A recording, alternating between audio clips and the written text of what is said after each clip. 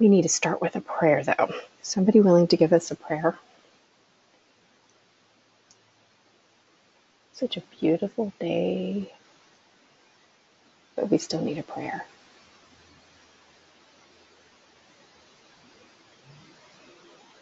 No? Okay, well, I will start with a prayer today, and then somebody else can finish with a prayer for us, all right?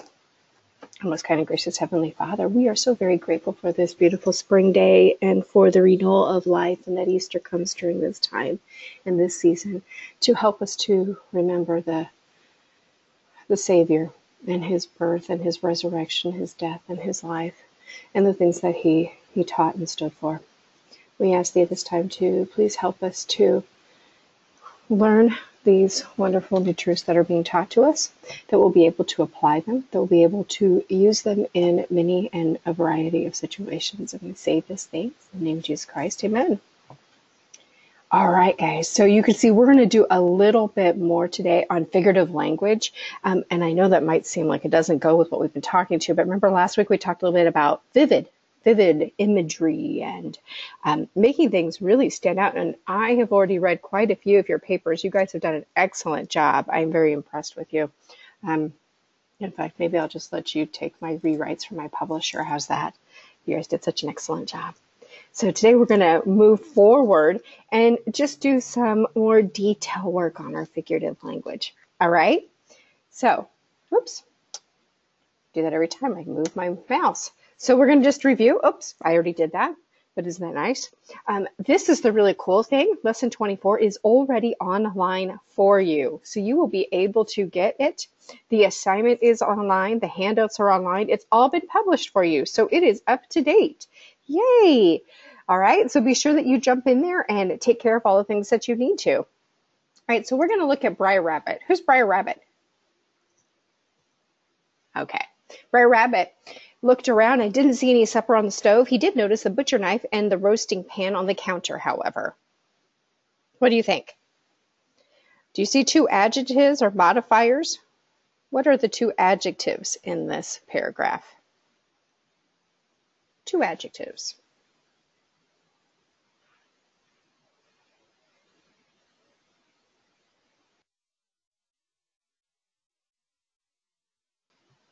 What is an adjective?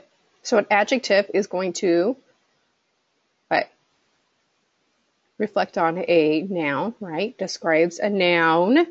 Okay, so now I want you to tell me, what are the two adjectives in this paragraph?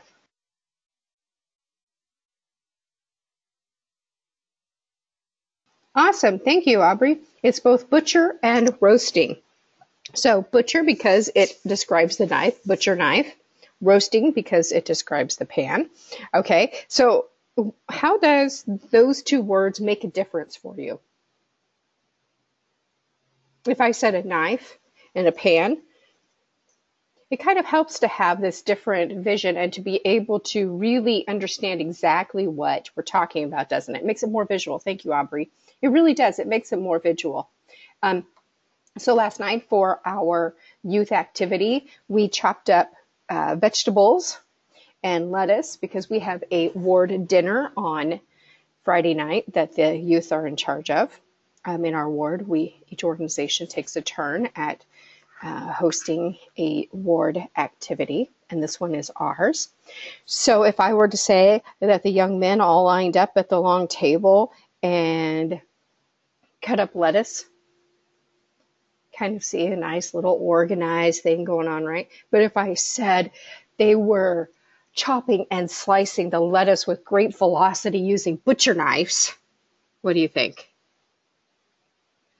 Yeah, let me tell you what I thought. I thought that I was going to go collect all the totem chips from the scouts because they needed to give them back, right? So we want to make sure that we add that vivid imagery in there so we can really understand and get that. What is the whole point of it? Aubrey, you said it, visual, right?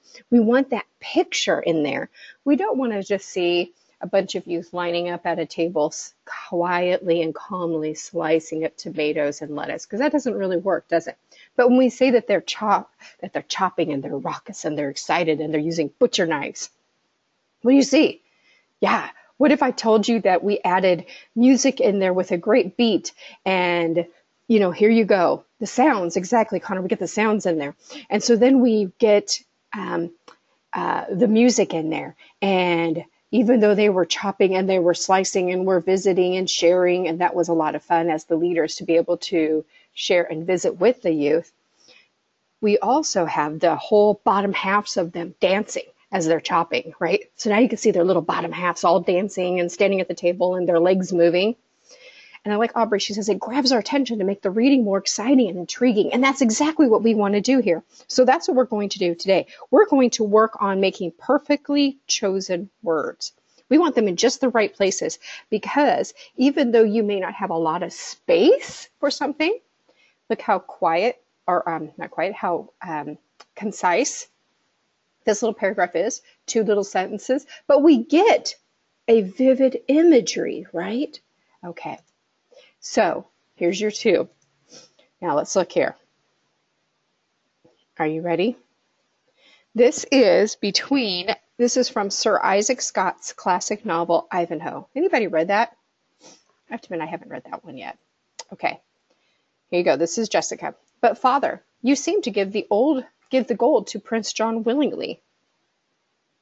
Okay. Now this is between a Jewess Rebecca and the wealthy Jewish father who has just given away all of his money, vast sums. Okay.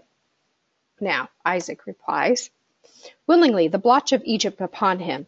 Willingly, saidst thou, as willing as when in the Gulf of Lions I flung over my merchandise to lighten the ship, while she labored in the tempest, robed the seething bellows in my choice silks, perfumed their briny foam with myrrh and aloes, enriched their caverns with gold and silver work.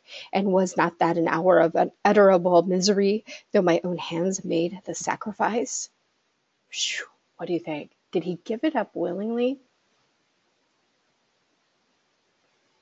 Did he give it up willingly? You tell me. Does it look like he gave up all of his possessions willingly? No, thank you, Aubrey. He did not. He gave it up with grudgery, didn't he? I like to think of it as we talk about in the New Testament, the Pharisees, right? When they fast, what does it say that they fast? They pull their faces and they look like they're dying, right? Okay, do we fast as a Pharisee or do we fast as a saint? How do we want to fast? And that's the same thing that we have here. How do we fast? Right? What do we do? Do you want to give things grudgingly or not? And so we get an idea of what it's like, don't we? It's a very powerful exchange because of the imagery and the words that have been very specifically and concisely chosen, right? I love that phrase. Thank you, Aubrey. An hour of unutterable misery. Unutterable misery, meaning there are no words to describe how horrible they felt. Okay? So really, honestly, the choices that we make and the words that we choose really do make an impact on what we're saying, right? Just like the butcher knife, the tongue-tied this morning, but unutterable misery is just like that, isn't it? It's incredible. So we want to look and see how we can use these descriptive words in essays or poems and figurative language. And there's so many wonderful ways to use language, aren't there? Don't you love it? Right? Are there bad ways to use language? We talk about good ways to use language. Are there bad ways to use language? Yes. Yes, there are. Profanity. Thank you, Patrick. I'll tell you what, my daughter has to read a book for school, public school. I'm telling you.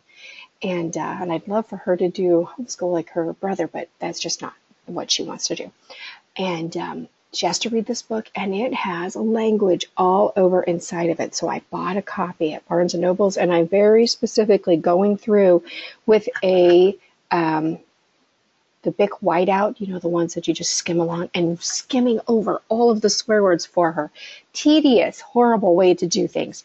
But we want to make sure that we use our language in a way that is positive.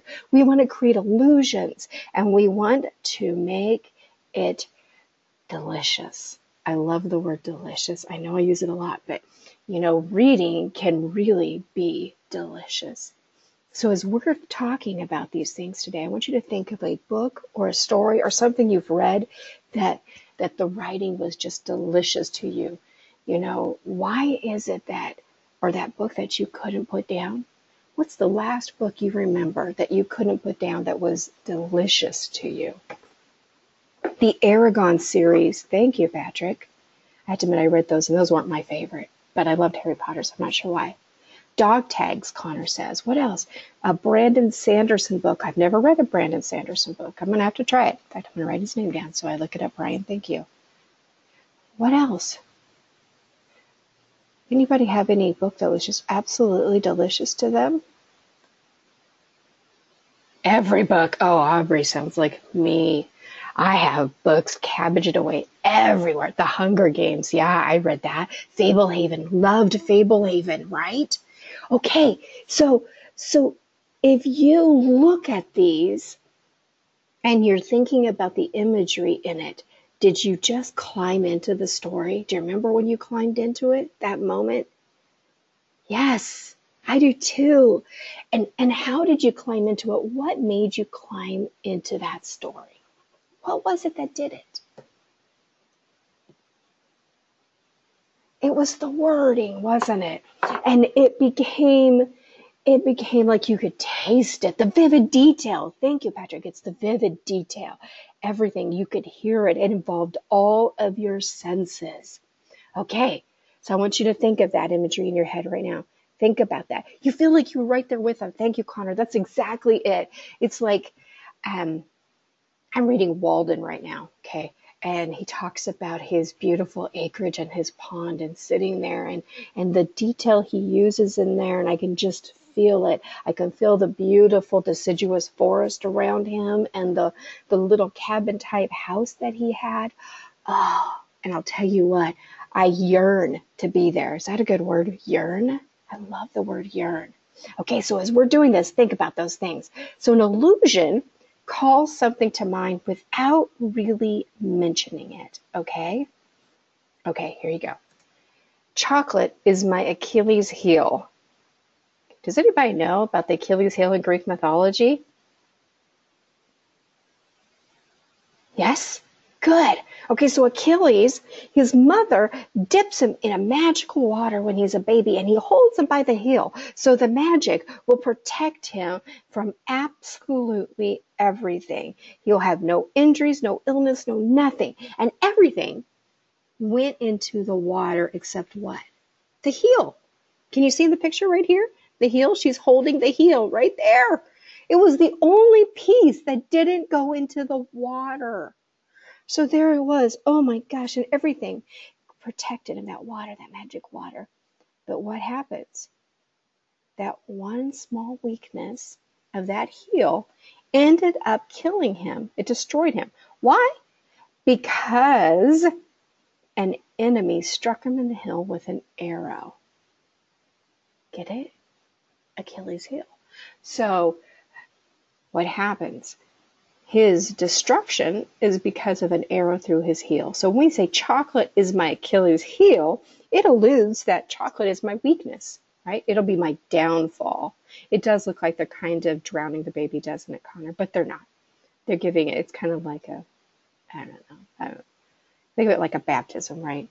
We baptize children and we dunk them underwater. I'm pretty sure that somebody without context would think that was pretty crude. You know, dunking somebody underwater, right? Especially if they just saw that brief moment in time. Okay, so here you go. He received 20 Pinocchios for that speech. What does that mean? 20 Pinocchios. Okay, so what we're saying is really, it's a really quick allusion to Pinocchio, saying, oh, every time he lied, yes, The lies, Brian, thank you, is because he lied. So every time he lied, his nose got longer. So obviously he received 20 links on his nose for that speech because he was a liar, right? He's saying, so this particular broadcaster was saying, look, this guy can't be trusted. He's a liar. Okay? Your backyard is a Garden of Eden. Oh, this one we understand real well, don't we? Eden, that beautiful paradise, right? That wouldn't describe my backyard, just for the record. The wooded part maybe, but yeah, the rest of it not so much. Beautiful, right? But we get the idea. So this is the illusion. So we don't really have to explain it. We immediately have the connection. So we immediately know that chocolate's a weakness like the heel, or that the politician's a liar like Pinocchio, or that the backyard is absolutely gorgeous, right? Aubrey, like a landmine of dog poop, that would be my backyard because it's been too icky. Nobody wants to go clean the backyard when it's wintertime and cold. Gross, right? Okay. So Rebecca says, but Father, what does he say? You seemed to give the gold to Prince John willingly. So this is what she says, right? And then here comes that answer. And again, that word, those two words that Aubrey said, unutterable misery. Now, do you see here? I like the words when he says, robed the seizing. Do you see that? Perfumed there. Do you get an idea? Right? So can you see all the silks tossing on the top of a very tempestuous sea? It's gorgeous, right? You can see it. And even though it may look beautiful with all those beautiful silks on the sea, you can feel the despair in the man. Okay, let's look at this one.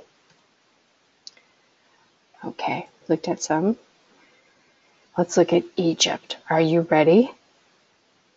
Okay. Whoops, I jumped forward. I'm sorry. So we're not going to look at Egypt. But if we were to talk about the 10 plagues of Moses, we would talk a lot about, right? When we talk about the blotch of Egypt that was upon him, that's the illusion that he was using. And the blotch of Egypt being the 10 plagues of Moses. So here's our first concept. Now, on your online at the family school, this is lesson number 24, there is a handout, and it's called Illusions. And I am going to escape this, and hopefully we'll be able to get back to it because I'm going to be very sad if I can't, right? Because this is my life. I feel technologically inept some days, and this would be one of those days. Okay, right here, you have two handouts, illusions and similes and metaphors. I want you to go to the illusions right here. Let's see if this will load for me. And it's loading, it's loading, it's loading. There you go. All right, here's your illusions. Go to Family School Online, Written Portfolio, Lesson 24. And I want you to work on this illusions for just a couple of minutes. And I think I'll give you, I know there's a lot here, but I want you to start, and I'm going to give you 5 minutes. Okay, that should give you enough time to, actually, let's do 4 minutes, okay? And then we'll come back together and talk about how we changed things and worked in some illusions, all right?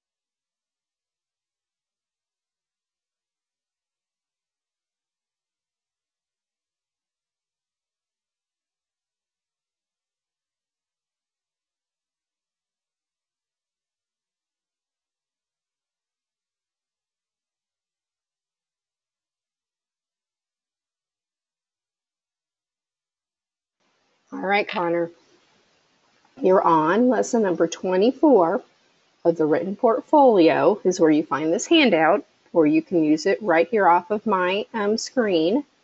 And you're going to work on these for just a few minutes, and then we'll get back together.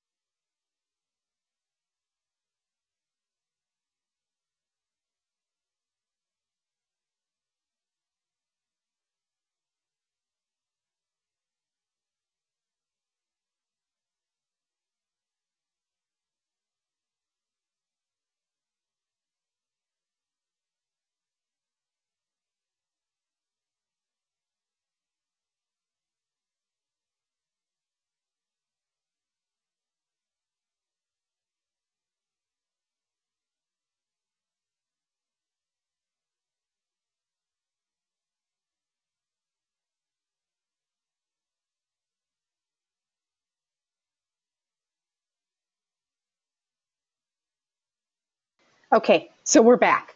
So tell me, um, he is the local Scrooge. Let's jump on that one. So can you explain it? What does that mean? It's a solution. He is the local Scrooge. What does that mean?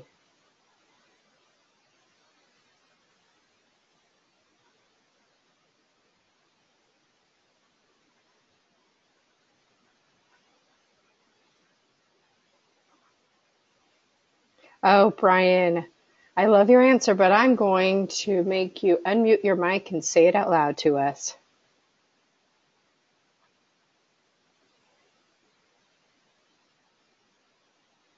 Because Scrooge was a stingy cat-kicking child hater, and this person is a cat-kicking child hater, then he is the local Scrooge. Thank you, Brian. I loved it. So, Patrick, you're correct. It's from the Christmas story. But I loved what Brian said. A stingy cat-kicking child hater. I love it. Thank you so much, Brian, for sharing that. Okay, so did anybody know who Jack Sprat was?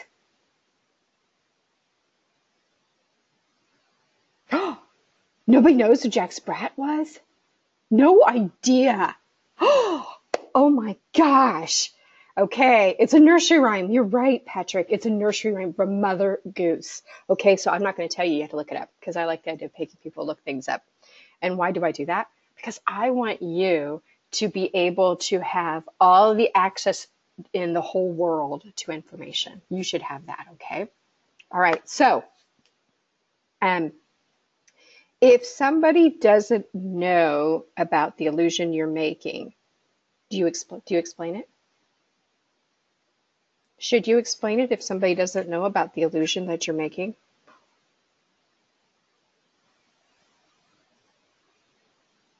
No?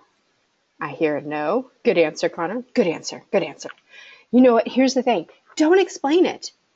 Don't explain it. The world is full of all kinds of information, and you don't want to spend all of your time explaining it. But here's the thing.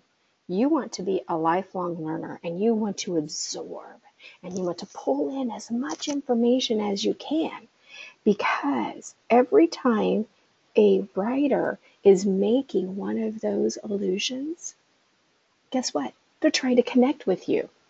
And so you want to keep those connections. And here's the really cool thing. When you make one of those connections and somebody doesn't get it, it's kind of like having this special little pleasurable secret, right? And you've got it. So you want to be out there. And you don't want to allow, let me see if I can get us back up here. You don't want to allow the world to keep you from knowing what some of these things are. So the best way to do that, of course, is plain and simply, all you got to do, look, I completely lost my PowerPoint. All you got to do is keep learning, right? Pay attention to what's going on. So don't let, don't quit learning. Keep learning, okay? So let's look at the next one. Metaphors. What's a metaphor? You've all used one. Every single one of you have used it. Okay, so Brian kind of used one, didn't you, Brian?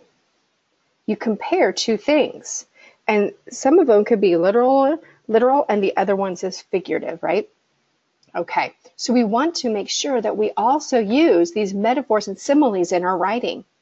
And, things like and as, that helps us to really describe or to use these metaphors and be able to pick them up, okay? He is the black sheep of the family. What does that mean? Anybody heard that? Black sheep is like a negative thing, isn't it? It's a downer. Good choice of a word there, Patrick. The odd one out. Another good choice of words. So yeah, he's the black sheep. It's the downer of it, isn't it?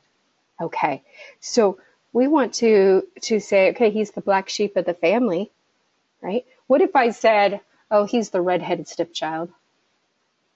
What does that mean? He's the red-headed stepchild.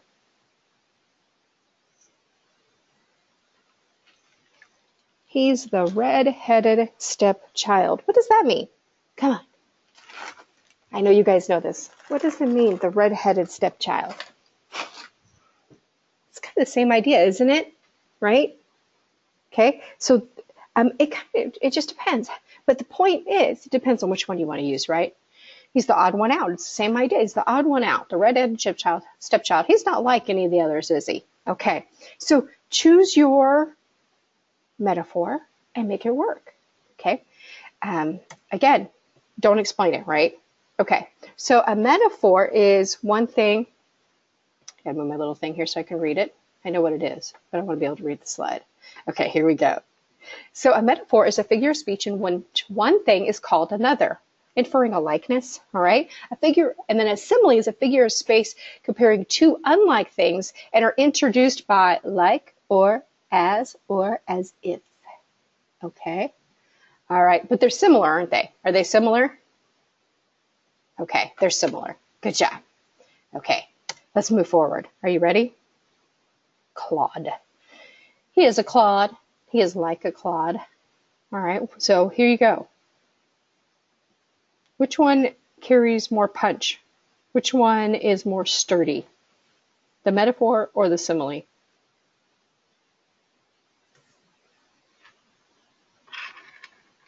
The metaphor. Yeah, definitely. The metaphor. The metaphor carries more punch, doesn't it? Okay, so if I were to say you're the red-headed stepchild, or you're like a red-headed stepchild, what happens? Yeah, one's a little more offensive, isn't it? So we need to see, okay, do you want to carry that punch? Do you want to have that there? Or do you want to be softer? So a simile is a little softer, isn't it? So my dad is boiling mad. My dad is as mad as boiling oil. There you go, exactly, Aubrey. Her heart is like gold, or her heart is gold. So you need to look. there are great ways to use metaphors and similes. When we're talking about carrying this punch, we really want to look and say, one is how you're using the imagery. Do you want it to be more powerful? Do you want it to be less powerful?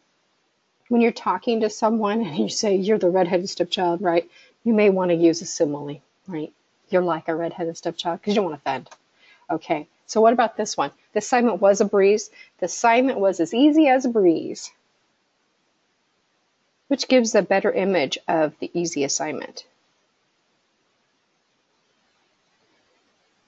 Ah, that metaphor does again, doesn't it? So this metaphor does a wonderful job at really pushing things in there. Okay, let's look at this one. I was a lonely cloud. I wandered lonely as a cloud. Which one of this is more beautiful, do you think?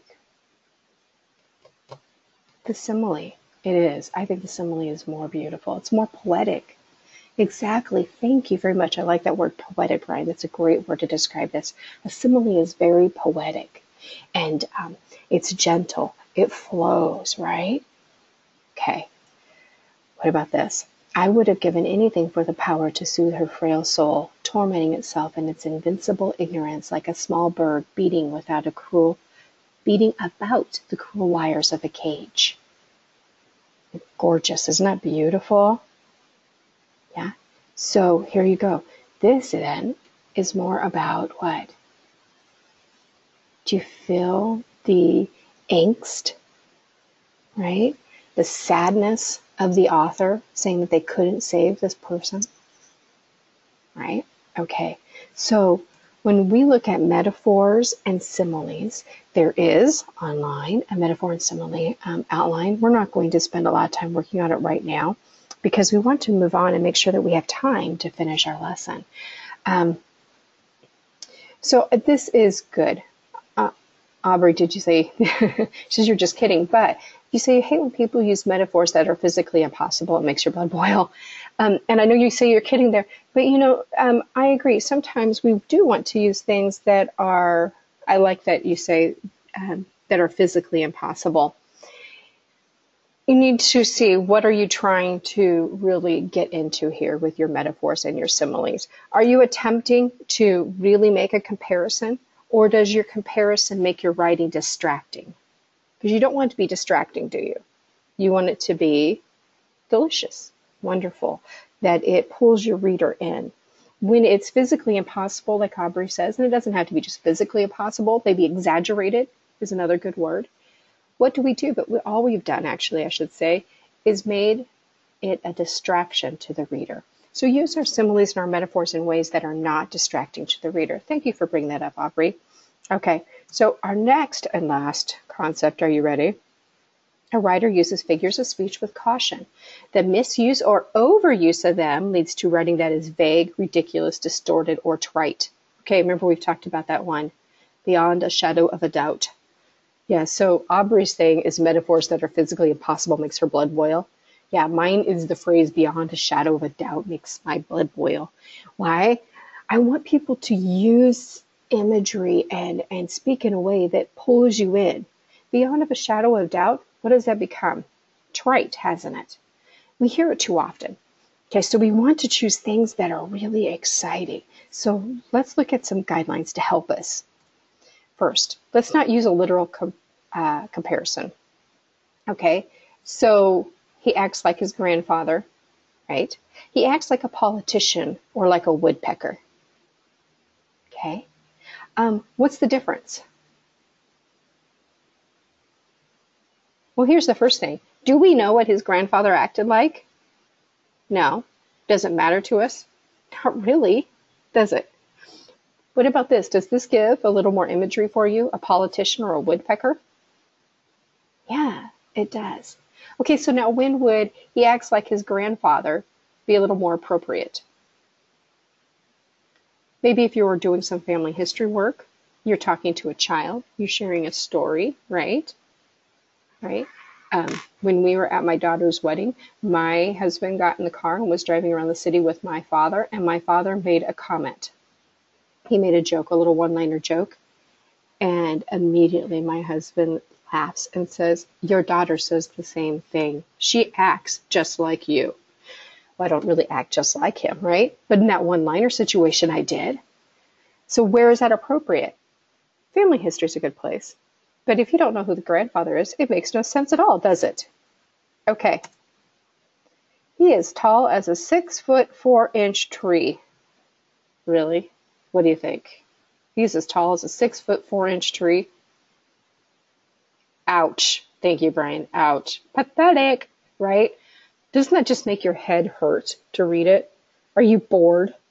Yeah, if I were to read that, I'd be like, just tell me he's 6'4". There's no reason. It's just not a kind word. It's just silly. How about a figurative things? Okay.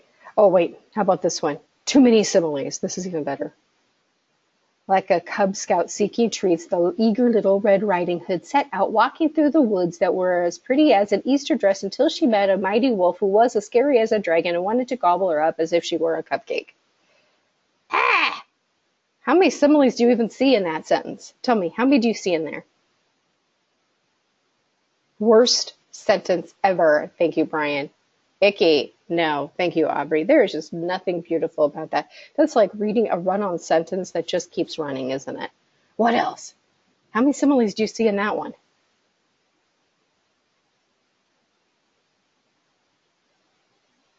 I stopped counting after the second one. Too many. There are actually 4 in there. How many are needed? You know what? I know. How many are needed? 1. You know what?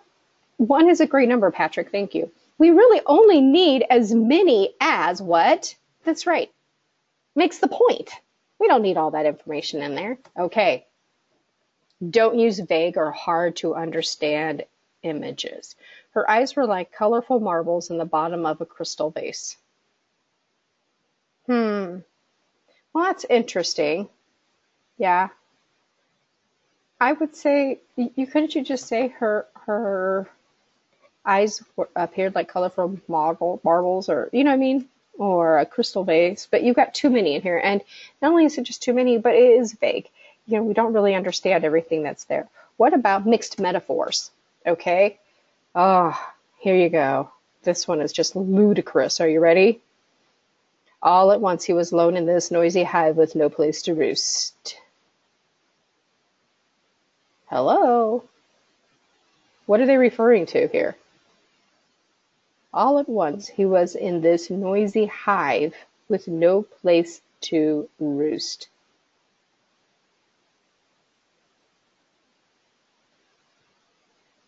Okay, who lives in hives?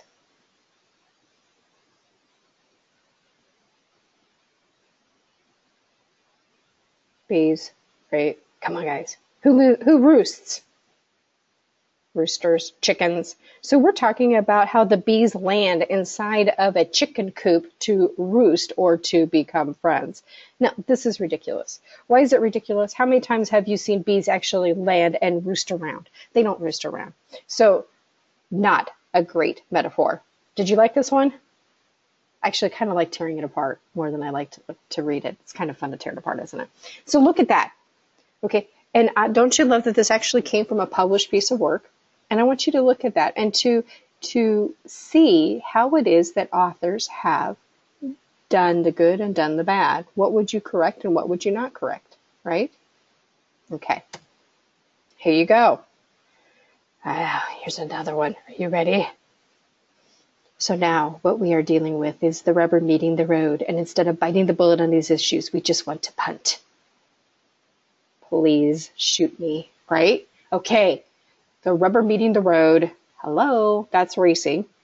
Biting the bullet. What's biting the bullet? And we just want to punt. Hello, too many. Do you see too many in there? Do you feel like it's too many? Too many. I do. I feel like it's too many. Okay. Now, I'm not going to go there. How about this? Don't use trite figures of speech as cliches. Here's my favorite comment ever. This was taught to me by one of my writing instructors at Purdue. And I'm going to tell you, when I was back in my undergraduate degree, and I'm going to tell you, I may have said this before, but if you have heard it, don't use it. Why? Because it becomes trite. Can you create something that is different? Okay, you can. All right, and I'm going to tell you one of my favorite ones. In high school, I had a teacher by the name of Mr. Sadakowski, and he was my world history, social studies, government teacher. He did all of he worked in the history department. And one of my favorite things that he used to say, instead of saying lazy or couch potato, you know what he'd say? You're a pickle bump. Why? Because he said pickle bumps never moved. Did he use something different? He did. He did. He said, you are as lazy as a pickle bump. Did it catch our attention? Every time. If he called us all couch potatoes, would he have gotten our attention? Maybe a little bit. But by calling us a pickle bump, he really pulled us into the conversation and had us entranced again. And that's what we want to do. Okay, so just a few guidelines. Don't use a little comparison, too many comparisons, vague, hard to understand, mixed metaphors, trite figures of speeches. We've gone through all of these already, so this should not be a shock.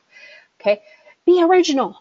You guys are original. You guys write some beautiful things. Oh my gosh, it's lovely, and I love reading what you are writing. Okay, so let's move forward here. This is a quote. Are you ready? I want you to listen to it. My academic background is in English and technical writing and editing and similes get my backup. Once or twice, I guess they're okay. Any more than that, the writing is lazy. The opening to Isabel Allend's The House of Spirits is one of my favorite. So look at it in all of its simile-free glory. Barnabas came to us by the sea. The child Clara wrote in her delicate calligraphy. Barnabas arrived on a holy Thursday. He was in a despicable cage, caked with his own excrement and urine, and had lost the look of hapless, utterly defenseless prisoner. But the regal carriage of his head and the size of his frame bespoke the legendary giant he would become. Okay, now here you go. I want you to think how this could have been different. Barnabas came to us by sea. The child Clara wrote in her delicate calligraphy like filigreed gold. Barnabas arrived on a holy Tuesday. I'm going to skip down. Like an utterly defenseless prisoner, like the image of Jesus walking to Golgotha, like a king, the regal carriage of his head. Did the imagery change things for you there? Yes? So by adding those few, it leaves something, right? So we want to make sure that we are able to put that in our writing. Okay, Miss Brown continues. Are you ready for this? I love this. Like a fly in the ointment.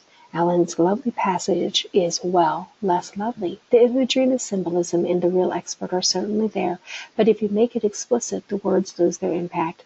No more interpretation, less beauty. What do you think? That's her impression. Okay, so as I'm telling you, what I want you to do, and we're going to skip through that, is I want you to pay attention as you are reading, and I want you to think about things as you read. Does the imagery, the metaphors, the similes, do they make a contribution to what is being written? Okay, so here's your gospel principle. J.M. Todd, when figures of speech are clothed in dignity and truth, they can burn visual images into the hearts of readers. Wow. Why do you think he uses the word burn visual images into the hearts of the readers? What does that mean, to burn into the hearts of readers? What is it when you burn something? It's branding it, isn't it? It's branding it. It's like scarring it, making it there forever. Right? So at the very beginning, I asked you what your favorite stories were that you jumped into, that were delicious to you, that you loved, right? And you quickly came up with those stories. Why? Because those words and those images have been burned into your hearts and your minds. They can scar you for life. They can impress upon you. They can change your life. That is what language is used for. Isn't it powerful? Language can be very, very powerful. Okay, figures of speech can change everything for you. So I want you, as you are reading your gospel, your scriptures, think about the imageries that are there. Isaiah uses a lot of imagery. One of my favorite is where he talks about how he would never forget you as a child, because just as a mother could not forget their child. What kind of imagery does that give you? Well, you know what? When you're a parent, you start to realize what imagery that gives you. He's given us an analogy or a simile that just burns our souls. So every time I read it, I can say, oh, because when you have a child, it scars you. Okay? In one way or another, it's like a scar. Is it a good one? It is a good one. And every time you see that scar, you think about that child, right? Okay. And that's the way it is for Heavenly Father, or for Christ. I'm sorry, for Christ. Every time he sees those marks and those burned images in his hands and his feet, he thinks of you. He thinks of you because he gave you life, right? Isn't that awesome? So when you use language and you write language, think about this. They burn visual images into the hearts of readers. And they do it for positive and for negative, don't they? Right? What harms you more? Actually, I'm going to tell you real quick, and I know we're just running out of time, but I'm going to tell you real quick. I sat at the church last night, and somebody came up to me and said, I heard about your daughter's ceiling, and proceeded to say something very negative. And I was shocked and surprised. I had no idea that this gossip had gone around and how painful that was. And it was very distressful to me that something so horrible could have been said. And as I sat with my husband and we sat with the bishop, and the bishop's actually, we weren't meeting with the bishop, just in the hallway as friends. He's a good friend of ours. And I said, Bishop, I said, you hear about our ceiling? And he said, yes, I heard that, and then repeated this negative comment. And I said, you know, Bishop, isn't that sad that here you've had one of the most positive experiences of your life, and what is the comment and the rumor that goes around? And he says it's the negative. Our figures of speech, our language, will burn images into the hearts of everyone around us for good or for evil. It's up to us how we want to use it. All right, we're going to end today on that note. I am very proud of you all, and I am excited to read your writing, and I hope that you will keep submitting your writing. You have some beautiful imagery, you have beautiful metaphors and similes, and it is just a pure beauty and wonderful thing to be able to read. Okay, so we just need somebody to give us a closing prayer today. Somebody willing to give us a closing prayer, please.